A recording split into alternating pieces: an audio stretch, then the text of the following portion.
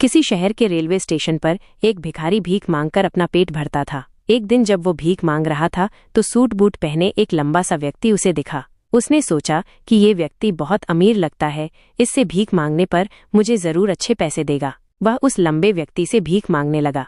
भिखारी को देखकर उस लंबे व्यक्ति ने कहा, तुम हमेशा मांगते ही रहते हो, क्या कभी किसी को कुछ देते भी हो?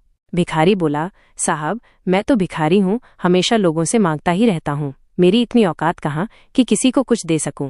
लंबा व्यक्ति बोला, जब किसी को कुछ दे नहीं सकते तो तुम्हें मांगने का भी कोई हक नहीं है। मैं एक व्यापारी हूँ और लेन देन में ही विश्वास करता हूँ। अगर तुम्हारे पास मुझे कुछ देने को हो तभी मैं तुम्हें बदले में कुछ दे सकता हूँ। इतना कहने के बाद वो लंबा आदमी ट्रेन में बैठकर चला गया। सोच का बीज।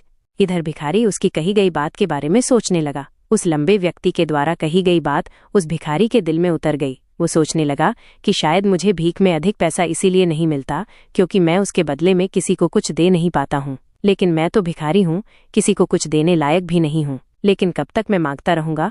इस बात को सोचते हुए 2 दिन हो गए, लेकिन उसे अपने प्रश्न का कोई उत्तर नहीं मिला था। फूलों का तोहफा।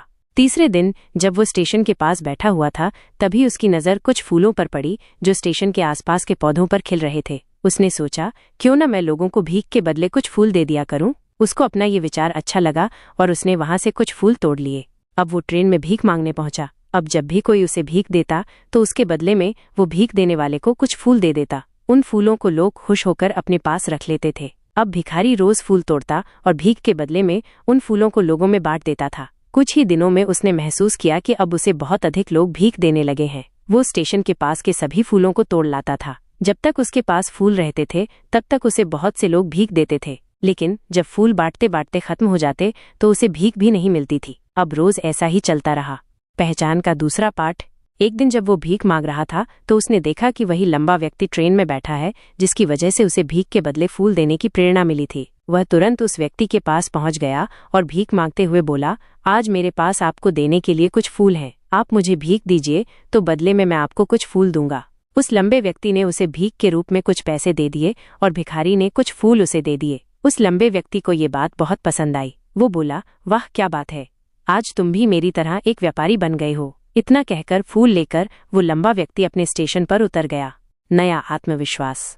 लेकिन उस लंबे व्यक्ति द्वारा कही गई बात एक बार फिर से उस भिखारी के दिल में उतर गई। वो बार बार उस लंबे व्यक्ति के द्वारा कही गई बात के बारे में सोचने लगा और बहुत खुश होने लगा। उसकी आंखें अब चमकने लगी। उसे लगने लगा कि अब उसके हाथ सफलता की वो चाबी लग गई है जिसके द्वारा वो अपने जीवन को बदल सकता है। वो तुरंत ट्रेन से नीचे उतरा और उत्साहित होकर बहुत तेज आवाज में ऊपर आसमान की तरफ देखकर बोला, मैं भिखारी नहीं हूँ, मैं तो एक व्यापारी हूँ, मैं भी अमीर बन सकता हूँ। लोगों ने उसे देखा तो सोचा कि शायद ये भिखारी पागल हो गया है, और अगले दिन से वो भिखारी उस स्टेशन पर फिर कभी नहीं दिखा। 6 महीने बाद एक बड़ी सफलता। लेकिन 6 महीने बाद इसी स्टेशन पर 2 व्यक्ति सूट बूट पहने हुए यात्रा कर रहे थे। दोनों ने एक दूसरे को देखा तो उनमें से एक ने दूसरे से हाथ मिलाया और कहा, क्या आपने मुझे पहचाना? दूसरा व्यक्ति बोला, नहीं, क्योंकि मेरे हिसाब से हम लोग पहली बार मिल रहे हैं। पहला व्यक्ति बोला, नहीं, आप याद कीजिए, हम पहली बार नहीं बल्कि तीसरी बार मिल रहे हैं। दूसरा व्यक्ति बोला, मुझे याद नहीं, वैसे हम पहले 2 बार कब मिले थे? अब पहला व्यक्ति मुस्कुराया और बोला, हम पहले भी 2 बार इसी ट्रेन में मिले थे। मैं वही भिखारी हूँ जिसको आपने पहली मुलाकात में बताया कि मुझे जीवन में क्या करना चाहिए और दूसरी मुलाकात में बताया कि मैं वास्तव में कौन हूँ। दूसरा व्यक्ति मुस्कुराया और अचंभित होते हुए बोला, ओह, याद आया, तुम वही भिखारी हो जिसे मैंने एक बार भीख देने से मना कर दिया था और दूसरी बार मैंने तुमसे कुछ फूल खरीदे थे। लेकिन आज तुम ये सूट बूट में कहाँ जा रहे हो और आजकल क्या कर रहे हो? पहचान का तीसरा पाठ। मैं एक बड़ा व्यापारी हूँ। तब पहला व्यक्ति बोला, हाँ, मैं वही भिखारी हूँ, लेकिन आज मैं फूलों का एक बहुत बड़ा व्यापारी हूँ और इसी व्यापार के काम से ही दूसरे शहर जा रहा हूँ। कुछ देर रुकने के बाद वो फिर बोला, आपने मुझे पहली मुलाकात में प्रकृति का वो नियम बताया था जिसके अनुसार हमें तभी कुछ मिलता है जब हम कुछ देते हैं। लेन देन का ये नियम वास्तव में काम करता है। मैंने ये बहुत अच्छी तरह महसूस किया है, लेकिन मैं खुद को हमेशा भिखारी ही समझता रहा। इससे ऊपर उठकर मैंने कभी सोचा ही नहीं।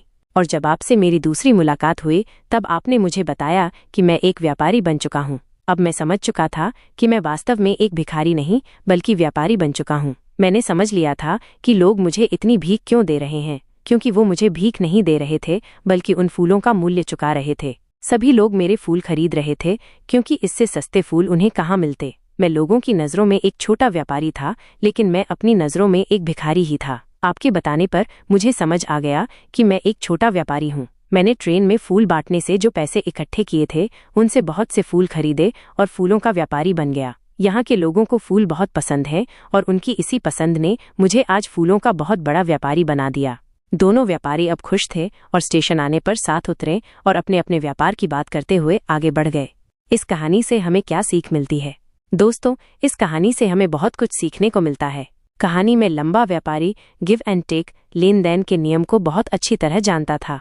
दुनिया के सभी बड़े व्यापारी इसी जीवन के नियम का उपयोग करके सफल हुए हैं। इस फॉर्मूले को उसने भिखारी को भी बताया। भिखारी ने इस प्राकृतिक नियम को अपना लिया और इसका असर उसके जीवन में साफ दिखाई देने लगा। उसने अपनी सोच बदली और उसकी जिंदगी बदल गई। यह कहानी हमें बताती है कि हम यदि अपनी सोच बदल लें तो कुछ भी हासिल किया जा सकता है।